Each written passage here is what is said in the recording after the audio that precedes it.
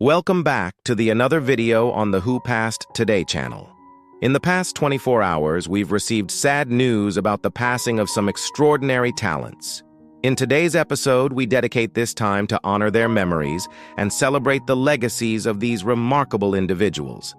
Before we begin, we kindly ask for your support if this video or their legacy has touched your life. Please give it a like as a sign of respect. Thank you. Jeff Margolis, a celebrated television director and producer behind some of Hollywood's most iconic award shows, passed away on May 23, 2025, in Nashville, Tennessee. He was 78. His family confirmed the news, though a cause of death was not released. Margolis was best known for his work directing the Oscars, Emmys, Screen Actors Guild Awards, and the American Music Awards, helping shape televised award ceremonies for over 4 decades. The Screen Actors Guild Awards Committee shared a public tribute, noting, "Jeff Margolis created some of the most unforgettable moments in award show history. We are profoundly grateful for his contributions and will miss him dearly." Over his long career, Margolis directed 22 American Music Awards, 8 Academy Awards, 7 SEI Awards, and multiple Emmy and Golden Globe specials. His calm, collaborative leadership was widely admired in the industry. Margolis often credited his success to a leadership style grounded in mutual respect and warmth. "I've maintained a principle of never raising my voice. I focus on building a family-like atmosphere," he once said. That approach earned him deep respect from performers and crews alike. He worked closely with legends such as Frank Sinatra, Michael Jackson, Elizabeth Taylor, and Cher, often bringing a personal touch to high-pressure productions. He earned 2 Directors Guild of America awards for directing the Oscars and received 6 Emmy nominations, including a win for the 1995 Academy Awards and Sammy Davis Jr.'s 60th anniversary celebration. His work helped define the tone and visual language of award shows for generations, balancing glamour with heartfelt celebration. Margolis is survived by his family and a long list of colleagues who deeply respected him. Many in the entertainment community described him as a kind and steady force behind the scenes. Collaboration was key for Jeff. A longtime associate noted he made every person on set feel like their voice mattered. His absence will be deeply felt, but the impact of his work continues to be seen by millions every award season. George Wendt, the Emmy-nominated actor beloved for his role as Norm Peterson on the long-running sitcom Cheers, passed peacefully in his sleep at home on May 20, 2025. He was 76. The news was confirmed by his publicist, Melissa Nathan, who shared with people George was a doing family man, a well-loved friend and confidant. He will be missed forever. The cause of death has not been disclosed, and the family has asked for privacy during this time. Wendt's career was shaped by humility and humor. A Chicago native, he began his journey in comedy at the Second City, where he met his wife, Bernadette Burkett.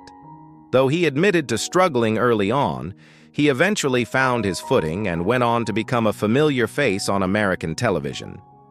In 1982, he landed the role of Norm Peterson on Cheers. With over a decade of appearances, Wendt was one of only 3 cast members to appear in every episode of the series, earning 6 Emmy nominations for his portrayal. Known for his warm presence and quick delivery, Wendt once said, "Norm is just me with better writing." His time on Cheers created lifelong bonds with castmates, including Ted Danson, Rhea Perlman, Kelsey Grammer, and John Ratzenberger. After the series ended in 1993, Wendt stayed active in film, theater, and television. He hosted Saturday Night Live, starred in his own short-lived sitcom, The George Wendt Show, and made appearances in series like Seinfeld, Portlandia, and The Masked Singer. Beyond television, Wendt found success on stage, including Broadway roles in Hairspray and Elf. He was often cast as Santa Claus, a role he embraced with humor. "It's really hard to eat much with all that hair on," he joked in 2022 about the beard. He also remained connected to his Cheers roots, reuniting with cast members at events like the 2023 Emmy Awards. Known for his grounded nature, he often said he was simply looking for fun things to do. Wendt is survived by his wife Bernadette and their 3 children. His legacy lives on in the comfort his performances brought to generations of viewers. A quote from a 2019 interview perhaps sums up his outlook best. Hager, the original guitarist and co-founder of the band that would become Rat, Hager passed away on May 19, 2025 at the age of 67. His passing was confirmed by longtime bandmate and friend Stephen Peary in a post on Instagram. No cause of passing has been publicly shared. Peary described Hager as an amazing person, a great guitarist, songwriter, and so committed to being just that. Hager passed away after decades in the rock music scene, where he left a meaningful mark on the glam metal sound of the 1980s. Hager and Peary first met in 1976 and went on to form the band Mickey Rat in San Diego. They moved to Los Angeles in the late 1970s and eventually shortened the band's name to RAT by 1981, the same year Hager departed. Though he left before the group's mainstream rise, his early contributions were essential to its foundation. He later joined the band Rough Cut and remained active in music throughout his life, including recent collaborations with Peary on a new project. In his 2021 interview with Vinyl Writer Music, Hager recalled the origins of Mickey Rat with a sense of humor. P.I. had created the name as a playful contrast to Mickey Mouse, imagining the character as a flawed, rebellious figure. It was sort of funny because there were a few parallels there. Hager said the spirit of the band matched the energy of the growing hard rock scene in California at the time. Even after parting ways with Rat, Hager stayed close with Peary and contributed to other bands and studio projects. Peary noted they had recently been writing new music together and expressed deep sadness over Hager's passing. "I'm at a loss, my friend." He wrote, "We've been through a lot together. God bless you, brother."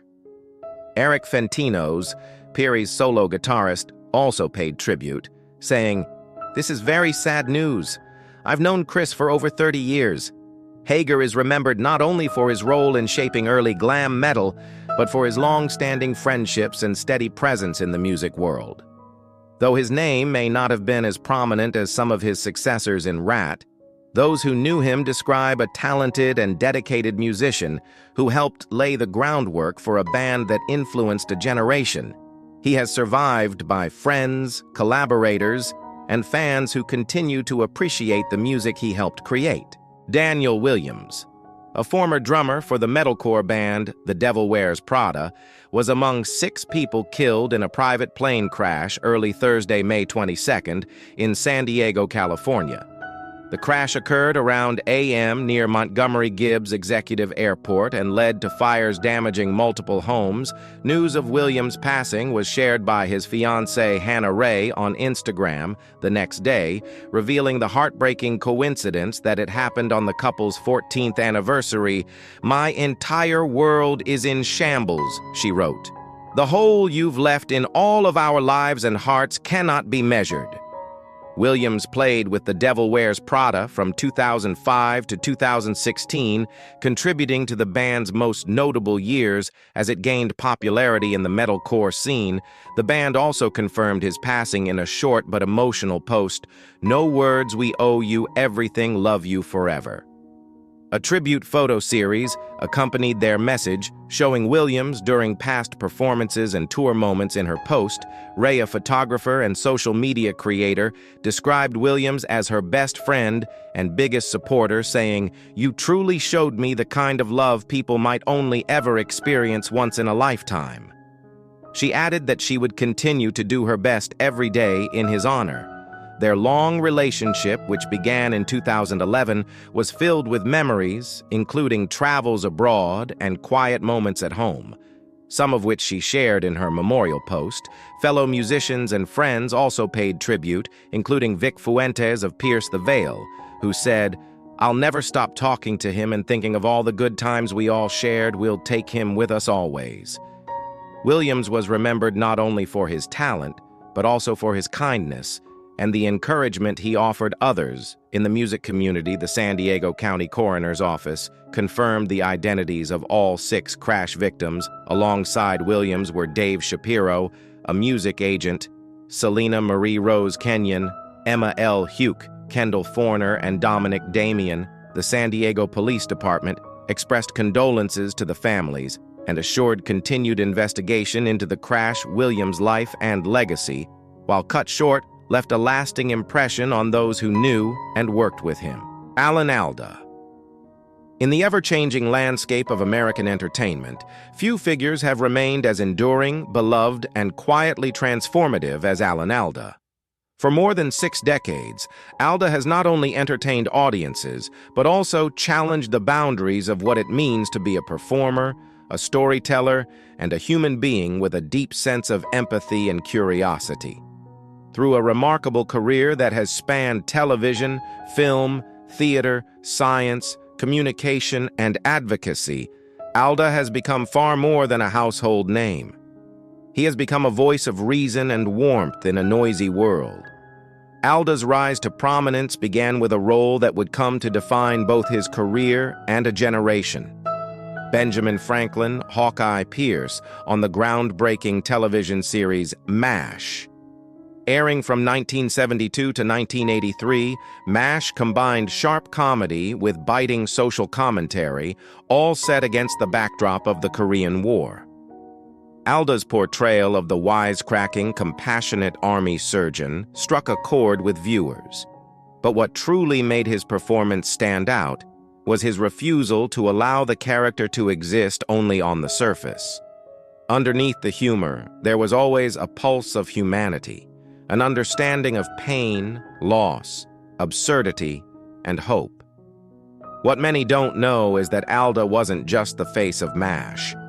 He was one of its creative pillars. Over the show's 11 seasons, he wrote or co-wrote 19 episodes, directed 32, and helped guide the series to its poignant, widely viewed finale, Goodbye, Farewell, and Amen. A cultural moment that drew in more than 100 million viewers in the U.S. alone. For Alda, storytelling was never just about entertainment. It was about connecting to others and trying to make sense of a chaotic world. His talents extended well beyond the boundaries of one iconic role. On stage, Alda received critical acclaim for his work on Broadway in shows like The Apple Tree, Jake's Women, and Glengarry Glen Ross, earning multiple Tony Award nominations. In film, he revealed surprising range, from his Oscar-nominated turn as the smarmy Senator Owen Brewster in Martin Scorsese's The Aviator to his understated performances in Woody Allen's Crimes and Misdemeanors and Manhattan Murder Mystery. Alda could just as easily unsettle as comfort. But perhaps what sets Alda apart is not only his artistry, but the way he has consistently used his platform to deepen public understanding. From 1993 to 2005, he served as host of Scientific American Frontiers, a PBS program that brought complex scientific ideas into everyday language. What made Alda such a compelling host wasn't that he was a scientist. It was that he was curious. He asked the questions the average viewer might be too shy to ask. He leaned in, listened intently, and made people feel seen. That openness, so rare, especially in public figures, became a trademark. In fact, his passion for communication became a calling. After his time on Scientific American Frontiers, Alda founded the Alda Center for Communicating Science at Stony Brook University. The center helped scientists, doctors, and professionals learn how to better explain their work to the public. Alda believed and still believes that communication is a moral responsibility, especially when the stakes are high, as they often are in science and health. Even after being diagnosed with Parkinson's disease in 2015, Alda never stepped back from life. He continued acting, appearing in series like The West Wing, 30 Rock, and Ray Donovan, and speaking about his condition with characteristic candor and optimism. "I'm not angry," he told CBS This Morning shortly after going public. It's part of life. I've had a full life and I want to keep going." And he has. In recent years, Alda launched Clear Vivid, a podcast where he speaks with a wide range of guests about human connection, empathy, and yes, how we communicate. Whether he's talking to Jane Goodall, Yo-Yo Ma, or a neuroscientist exploring brain plasticity, Alda brings the same warmth and insight that made him a legend in the first place. At 88, Alan Alda remains a quiet giant, not because he has demanded attention, but because he has earned trust. He has always brought a deep sense of respect to his work, a sense that every role, every question, every word matters. Whether through the laugh of an audience, the epiphany of a student, or the subtle nod of someone watching from afar, Alda's work has reached people in a lasting way.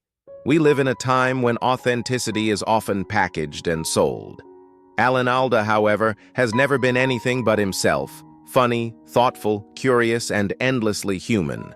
In a career full of awards, including 6 Emmys, a Golden Globe, a SAG Lifetime Achievement Award, and an induction into the Television Hall of Fame, it's this enduring humanity that has become his most powerful legacy.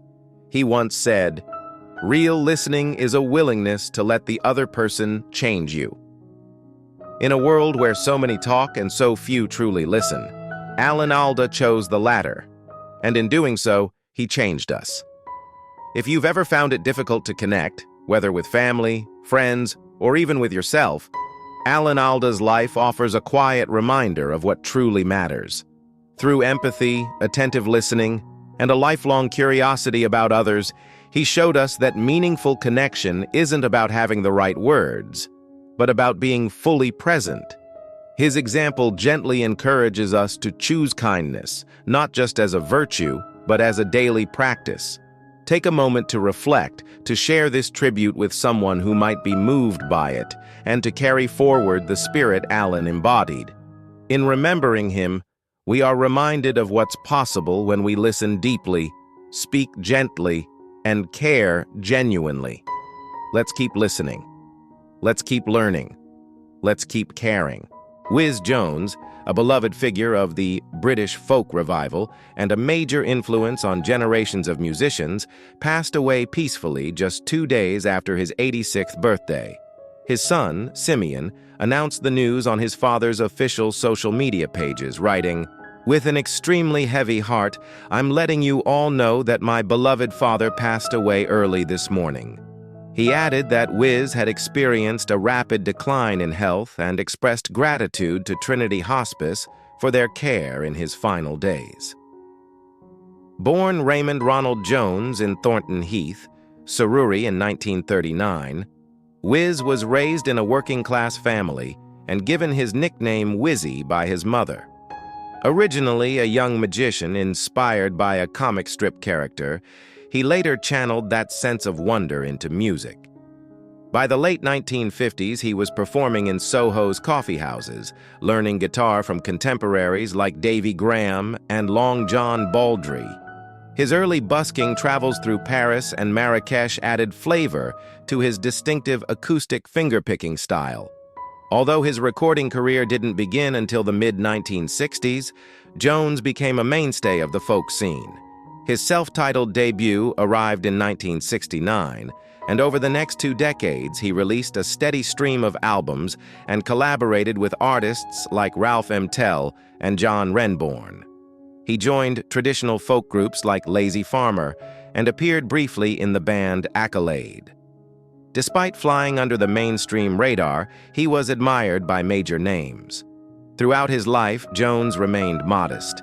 Speaking to the Orpington Folk Club, he once shared a story about his longtime companion, a 1963 Epiphone Texan guitar, which he nearly lost on a flight. "Whenever I borrow a guitar, I realize just how good this one is," he said with quiet affection. His deep connection to his instrument reflected the simplicity and honesty of his music, which resonated far beyond the venues he played. Wiz gave his final performance at London's Ivy House on February 28, 2025. At the close of the show, he addressed the audience with gratitude. Thanks to all the people all over the world, in fact, that heard my songs and my guitar playing and came to my gigs for all those years. Thank you very much. In those few words, Wiz Jones left behind a memory of warmth and quiet grace that will continue to echo in the hearts of folk music lovers around the world. Peter Kwang, best known for playing Rain in Big Trouble in Little China, has passed away in his sleep at age 73. His role as one of the powerful martial arts enforcers in the 1986 cult classic made him a standout presence alongside Kurt Russell and Kim Cattrall. While the film didn't hit big at the box office, it became a fan favorite over time and secured Kwang's place in pop culture history. A Sacramento native, Kwang also appeared in hit shows like the A-Team Wonder Woman, Miami Vice, and MacGyver. That same year, he starred in The Golden Child with Eddie Murphy and Never Too Young to Die with John Stamos. His talent reached far beyond the screen off camera. Kwang was a major force in Hollywood. He served on the SIG and AFA national boards, helped lead the Television Academy, and was part of the Academy's Actors Branch Committee. He worked hard to support fellow performers and shape a better industry. Peter Kwang's legacy lives on through iconic roles and a career that broke barriers. Stay with us to see how his impact is still felt in the world of film and beyond. Michael Sumler, known to fans as Chicago, Mike has passed away at age 71 following a car accident in Mapleton, Georgia over Memorial Day weekend. A beloved member of Kool and the Gang, Sumler wasn't just a performer, he was a force of energy on stage, a stylist, a choreographer, and a longtime wardrobe valet who made sure the band shined night after night. His journey with the iconic R&B group began in 1985, when his dynamic stage presence quickly earned him a spot beyond the sidelines, stepping into the spotlight as a backup vocalist and crowd motivator, originally part of a local Chicago band called Power Pack. Sumler's big break came when a Kool and the Gang security guard saw him perform and invited him to meet the group in Minneapolis. From there, he became an essential part of their touring family, eventually energizing crowds across the globe. Even after his years on stage, Sumler continued supporting the group through Lul Champagne events, always bringing his signature style and charisma wherever he went. The city of Mapleton honored him in a public statement, remembering him as a music legend whose influence extended far beyond the stage. Kool and the Gang also paid tribute, expressing their deep sorrow and gratitude for his years of dedication and unforgettable presence. Sumler's legacy is part of a band that gave us timeless hits like Celebration Jungle Boogie and Ladies' Night. As Kool and the Gang continues touring and celebrating milestones, the memory of Chicago.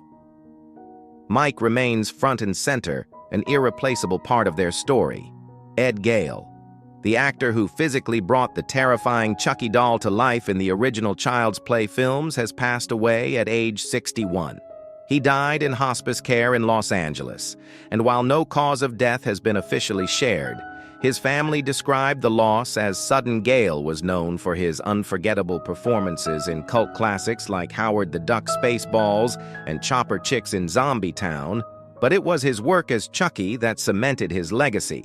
In horror history, Gale's career spanned more than 130 films, TV shows, and commercials. He first broke onto the big screen in 1986 and continued to make an impact with standout roles in Bill and Ted's Bogus Journey, Oh Brother, Where Art Thou, and The Polar Express. Behind the scenes, he was loved for his humor, passion for storytelling, and his iconic laugh. Director Tom Holland praised him for helping sell the fear of Chucky through his physical performance, calling him an essential part of what made the doll so chilling. Friends and fans alike are remembering Gale not only for his work in film, but for his larger-than-life personality. Known for being the fun uncle, he was a devoted family man who loved sharing his Hollywood stories from roller rinks to movie sets.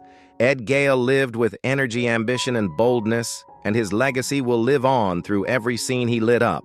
Rick Derringer, legendary guitarist, singer, and songwriter behind hits like Rock and Roll, Hoochie Coo, and Real American, has passed away at the age of 77. Known for his fiery stage presence and genre-spanning collaborations, Derringer died on May 26th in Orland Beach, Florida, surrounded by his wife Jenda and close friend Tony Wilson, while no official cause of death was given. He had recently undergone surgery in March. His passing marks the end of a powerful musical legacy that touched rock, pop, jazz, and even pro wrestling. Born in Ohio, Derringer rose to fame as the frontman of the McCoys with their 1965 chart-topping hit, Hang On Sloopy. He later joined forces with rock icons Johnny Winter and Edgar Winter, before launching his solo career with the 1973 album All-American Boy.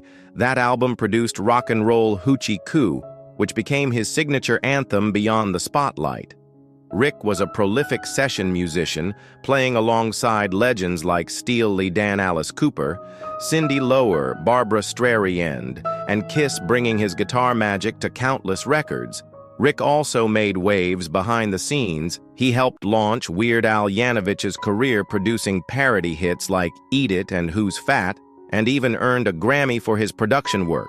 His song Real American became an iconic wrestling theme, later embraced in politics by figures like Obama and Trump in the 2000s.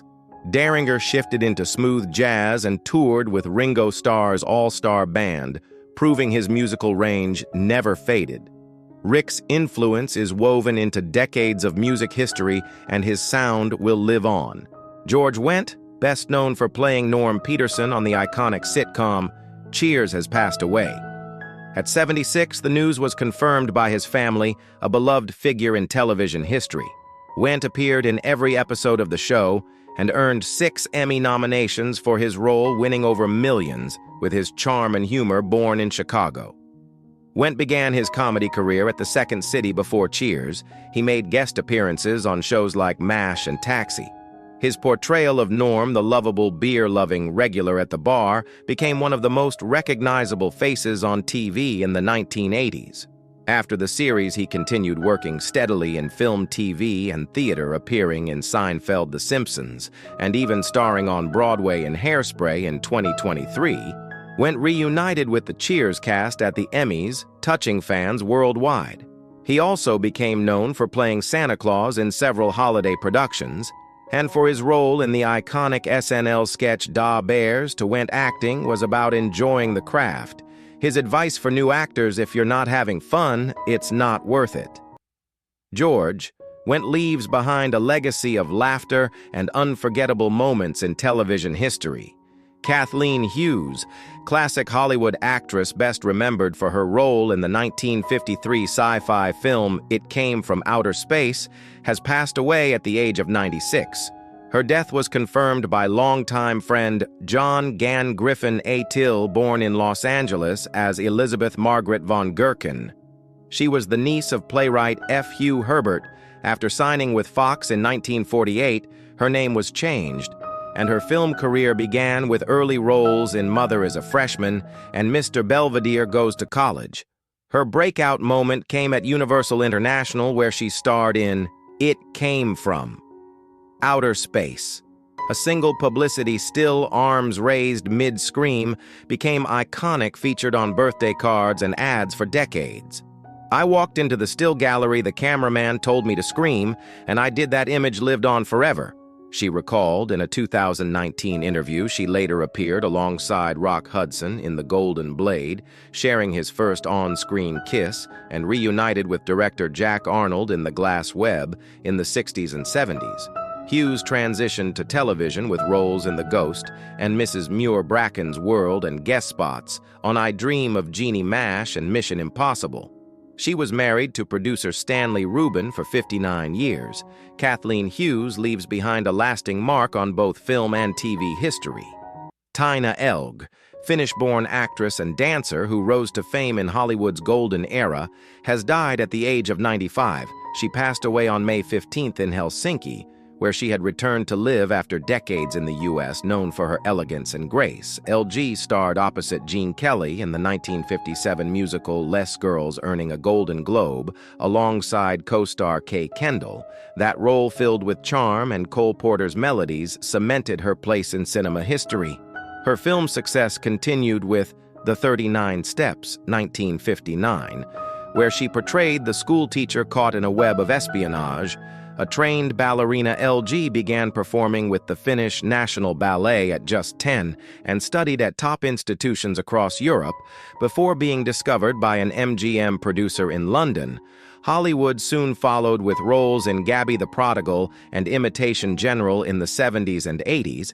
LG found new life on Broadway, receiving a Tony nomination for Where's Charlie and appearing in 9 with Raul Julia. She also gained popularity on American TV, especially for her dramatic role as Olympia Buchanan in One Life to Live.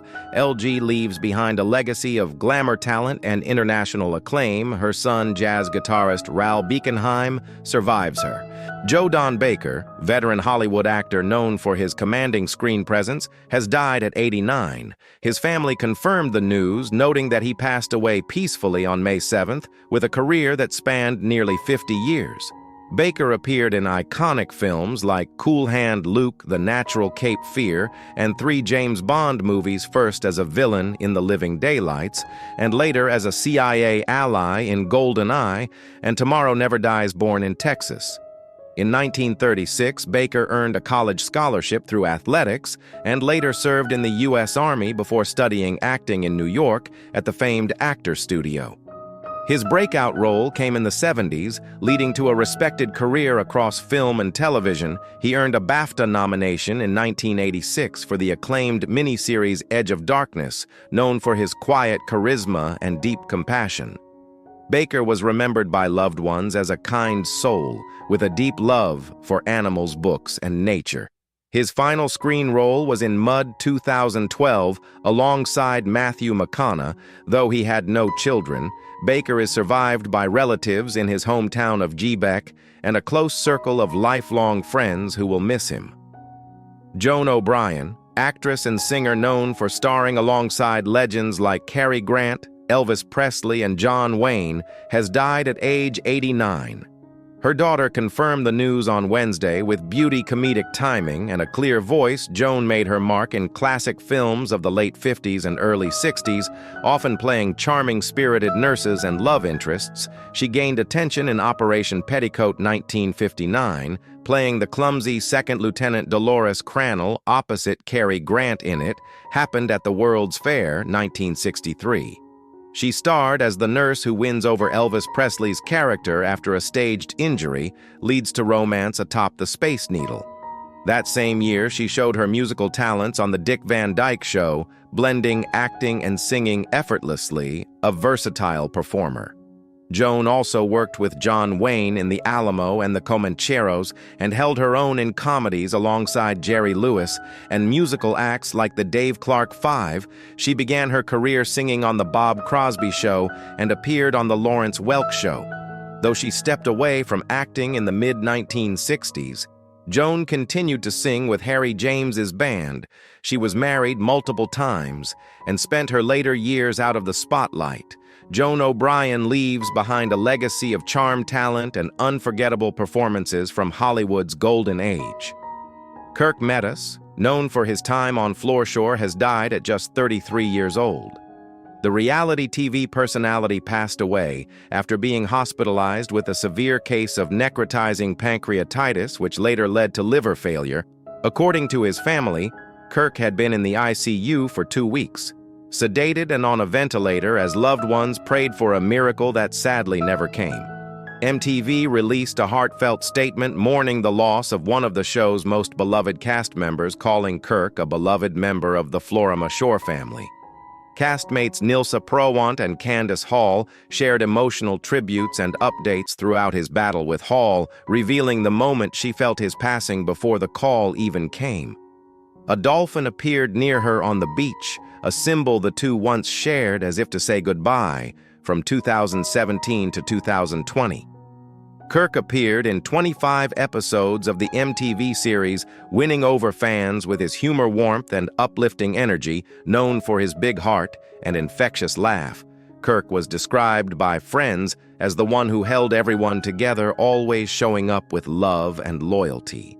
His passing leaves a deep void in the lives of those who knew him and in the hearts of countless fans who followed his journey.